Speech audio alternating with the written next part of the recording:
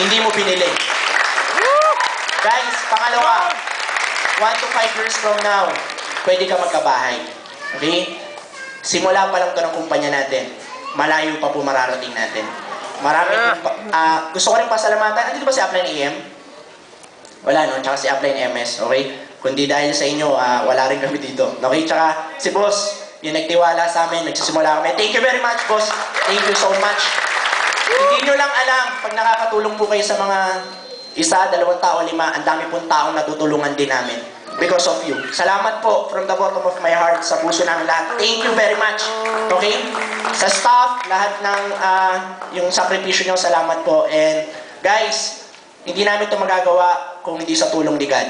Okay? Yun lang gusto ko sabihin. Talagang, alam mo, minsan kahit gaano mo ka gusto maging successful, kung ayaw niya, wala kang magagawa. Okay? Siguro ang gusto niya lang, isama mo lang siya, baka yun na lang yung kulang. Okay? Salamat. Thank you, Lord.